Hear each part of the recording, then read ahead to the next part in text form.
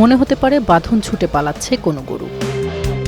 না, স্পেনে অনুষ্ঠিত হওয়া বুল রেসের চিরাচরিত দৃশ্য এটি, যাকে স্পেনের ভাষায় বলা হয় সান ফার্মিন। স্পেনের পাম্পলোনায় আয়োজিত ঐতিহ্যবাহী এই খেলা বেশ অদ্ভুত। খ্যাপাটে ষাঁড় ছুটতে থাকে, তার সামনে দৌড়াতে থাকে মানুষ। প্রতি জুলাই মাসে প্রায় 10 লাখ মানুষ সান ফার্মিন উৎসবের জন্য স্পেনের পাম্পলোনায় ভিড় জমায়। 6 থেকে 14 জুলাই পর্যন্ত চলে এই উৎসব। পুরোটা সময় কাটে টান টান উত্তেজনায়, হইচই আর কোলাহলপূর্ণ থাকে সম্পূর্ণ পরিবেশ।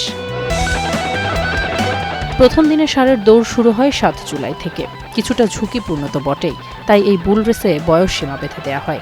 জনপ্রিয় এই খেলায় অংশগ্রহণকারীদের বয়স হতে হয় ন্যূনতম 18 বছর। এছাড়াও আরও কিছু রীতি মানেন অংশগ্রহণকারীরা। বেশিরভাগের পরনে থাকে সাদা প্যান্ট এবং শার্টের একটি ইউনিফর্ম, যার উপরে লাল রঙের স্যাশ। গলায় জড়িয়ে নেন স্কার্ফ। সান ফার্মিন উৎসবের সময় অনেক দর্শককেও দেখা যায় একই রঙের পোশাক পরতে। এই পোশাক পরিচ্ছদ পছন্দের একটা ইতিহাস রয়েছে। লাল এবং সাদা রং উৎসবের পৃষ্ঠপোষক, প্রয়াত সাধক সান ফার্মিনের প্রতি শ্রদ্ধার প্রতীক, যেখানে সাদা রং পবিত্রতা এবং লাল রং তার জীবন উৎসর্গের স্মরণে। বুল রেসের এই উৎসব স্পেনের কয়েক শতাব্দী পুরনো, তবে উচ্ছ্বাস শোকে পরিণত হতে পারে যখন তখন।